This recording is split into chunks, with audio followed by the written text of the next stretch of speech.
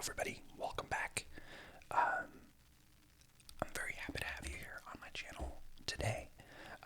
Today is March 29th, and if you're somewhat into Linux or cybersecurity or programming, you might have been made aware by the XC utils or liblzma compression backdoor. This was very, very big news in the community today. And even though I'm not a security researcher, security is not really my thing. I really like Linux, and a lot of this interests me a lot. I think all of this is great. I think it's almost like a mystery, right? How they were able to do this and who's behind this and all that. So I figured, why not talk about it in a video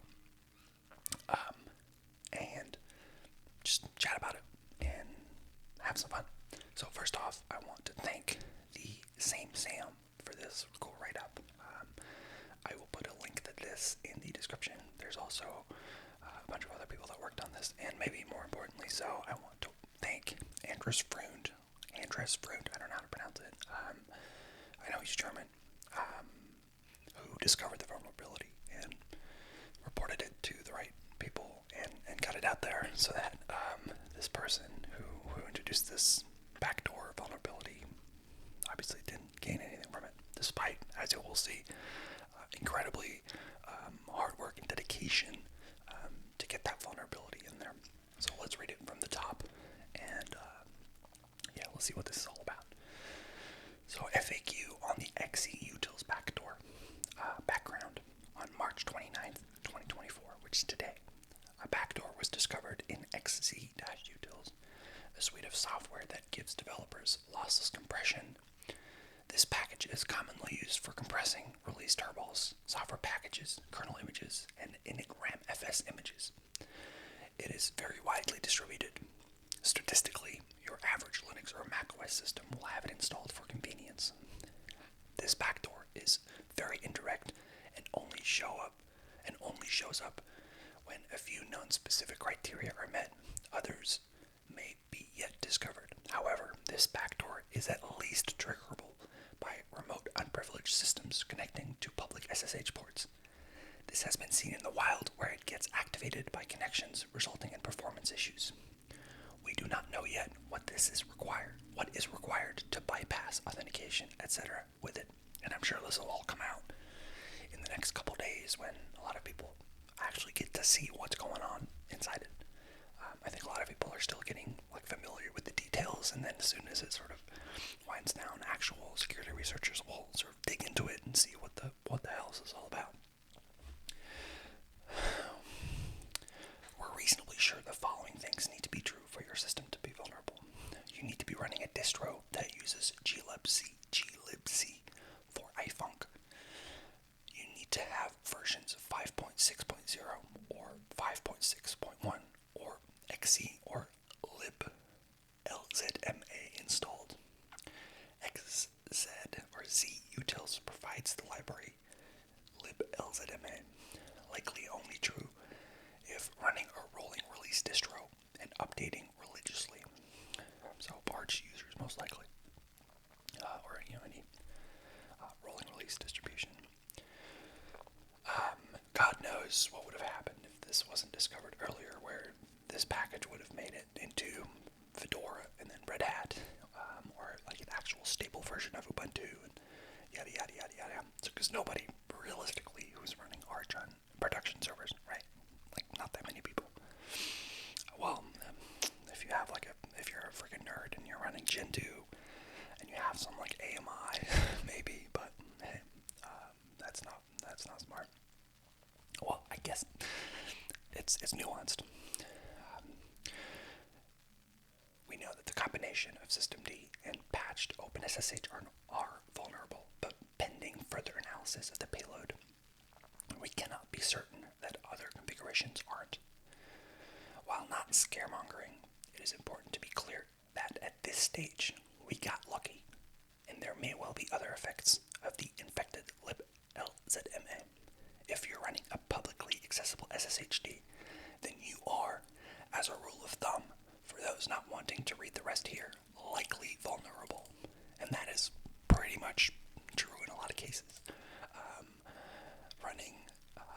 SSH on a system on port 22, you're gonna get, people are gonna try stuff, especially if you're on a rolling release distro and you're not being very careful about stuff. But it is what it is. If you aren't, it is unknown for now, but you should update as quickly as possible because investigations are continuing. I don't know why that because is here. That doesn't make much sense. TLDR: if you are using a .deb or .rpm based distro with glibc and XZ 5.6.0 or XZ 5.6.1, using systemd on publicly accessible SSH, update right now. Otherwise, update right now, but prioritize the former. Using another type of distribution with glibc and XZ-5.6.0 or XZ-5.6.1, update right now, but prioritize the above. Either way, if you are using glibc and XZ, anything higher than this, update. And I'm sure a lot of people and distributions, even that are not necessarily using this, will probably look at their stuff and maybe any of the associated people in this story, any commits or any history will be highly scrutinized as it should, right? If all of these are the case, please update your systems to mitigate this threat. For more information about affected systems and how to update, please see this article or check the XZUtils page on Repology. Repology, I don't know how to pronounce that. This is still a new situation. There's a lot we don't know. We don't know if there are more possible exploit paths. We only know about this one path. Please update your systems regardless. Unknown unknowns are safer than known unknowns. This is a living document. Everything in this document is made in good faith of being accurate, but just like I said, we don't know much about what's going on. This is not a fault of SSHD, systemd, or glibc. That is just how it was made exploitable, and that is true. Design. This backdoor has several components. At a high level, the release tarballs upstream publishes don't have the same code that GitHub has. This is common in Z projects so that downstream consumers don't need to remember how to run autotools and autoconf. The version of build-to-host.m4 in the release tarballs differs wildly from the upstream on GitHub. There are crafted tests in the tests folder within the Git repository too. These files are in the following commits. And I think these were the ones that contained the payload, or the bad payload. A script called build-to-host.m4, a script called by build-to-host.m4 that unpacks this malicious test data and uses it to modify the build process. ifunc, a mechanism in glibc that allows for indirect function calls, is used to perform runtime hooking / redirection of OpenSSH's authentication routines. ifunc is a tool that is normally used for other legitimate things, but in this case is exploited for this path attack. Yeah, I mean, I don't know enough about glibc or ifunc. I did look it up a little bit, but it seems a little sketch that it's able to do that. Well, I guess if you modify the build process, you know what I'm saying. None of this is supposed to happen, but it did, right? Normally, upstream publishes release tarballs that are different than the automatically generated ones in GitHub. In these modified tarballs, a malicious version of build-to-host is included to execute a script during the build process. This script, at least in versions 5.6.0 and the 5.6.1, checks for various conditions like the architecture of the machine. Here's a snippet of the malicious script that gets unpacked by build-to-host.m4. And an explanation of what it does. If AMD64/x86-64, so like any Intel or AMD processor in the last 10 or more years, is the target of the build. And if the target uses the name Linux-GNU, mostly checks for the use of glibc. It also checks for the toolchain being used. GCC, CC. I don't know what all this is. It's like bash, GNU, yada yada. And if you are trying to build a Debian or Red Hat package, this attack thusly seems to be targeted at AMD 64 systems running glibc using either Debian or Red Hat derived distributions. Other systems may be vulnerable at this time, but we don't know. Payload. If those conditions check, the payload is injected into the source tree. We have not analyzed this payload in detail. Here are the main things we know. And this is where I'm excited to see where this is going. Because, I think on Hacker News, the story broke with you can, it's a backdoor into SSH, but nobody really understood how.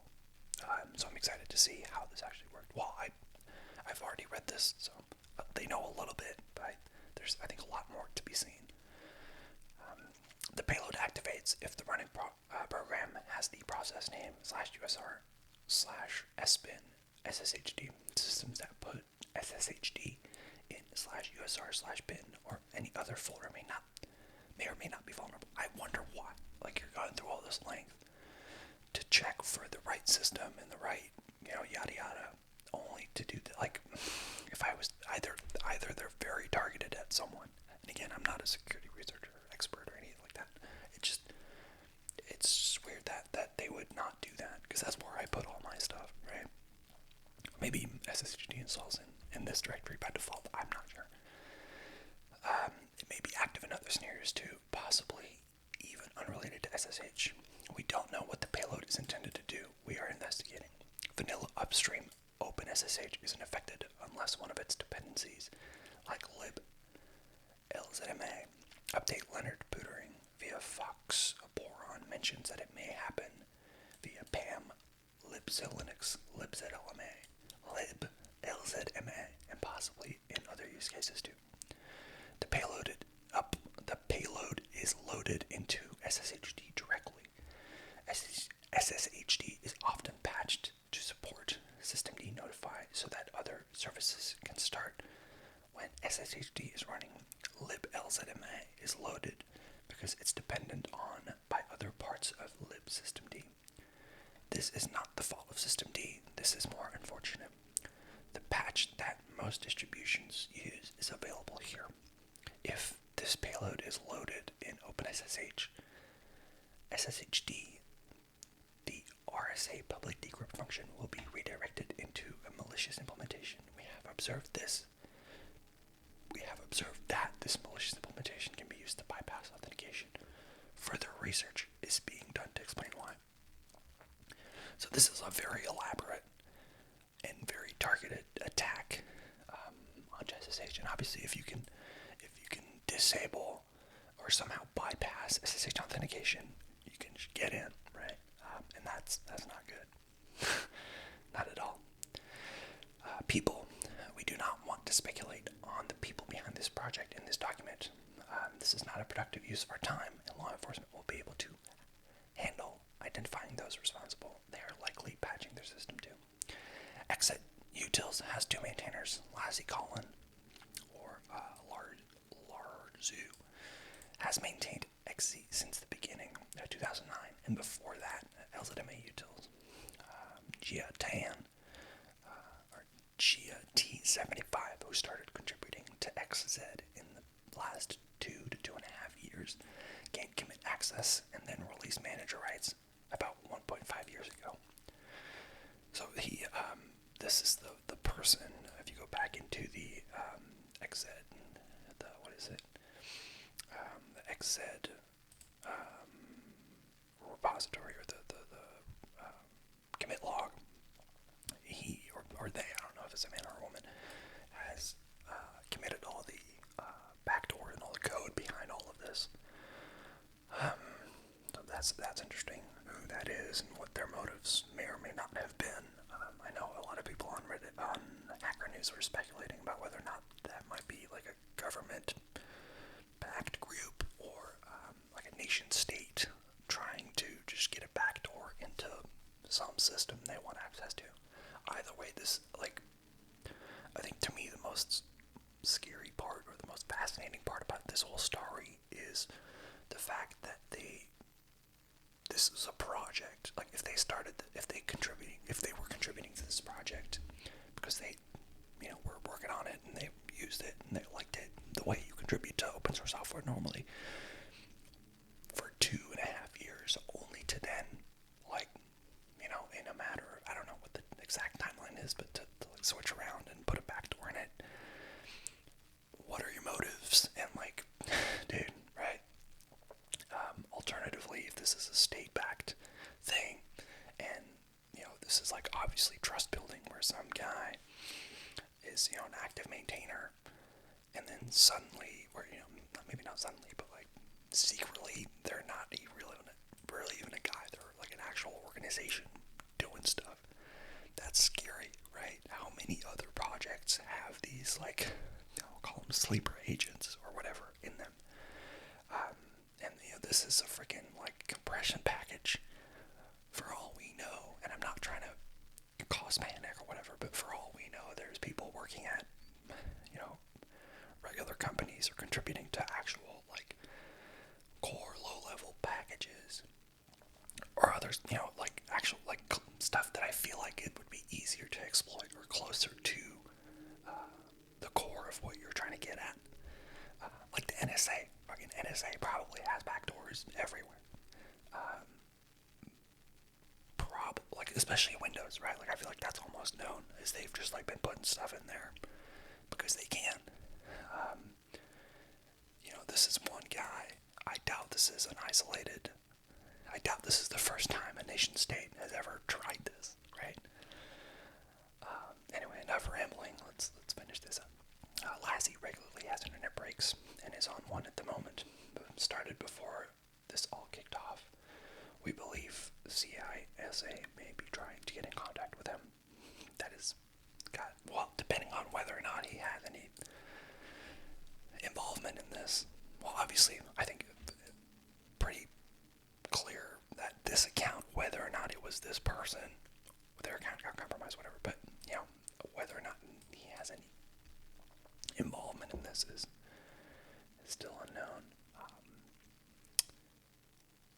And then there's some notes, some acknowledgments here. Andrews Froon, who discovered the issue and reported it to the Linux distros and then the OSS security. I think, so I tried to read the write-up. I'm not a C programmer either, so it was kind of hard to understand what was going on, and I'm not that familiar with Linux. A lot of the stuff that he was writing about was a little foreign to me. But amazing write-up, amazing discovery, and I think he started investigating this because there was some performance issue, and he was like, hey, what's going on here? And then he found this stuff, which is mind-blowing. The odds, like only a couple weeks after it was released.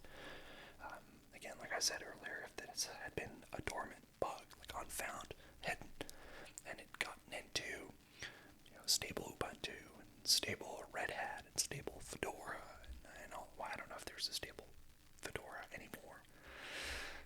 Point being, like, thank God they found it that fast.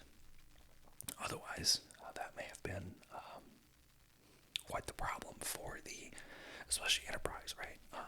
Like a lot of or I guess all of them, the rolling release distributions.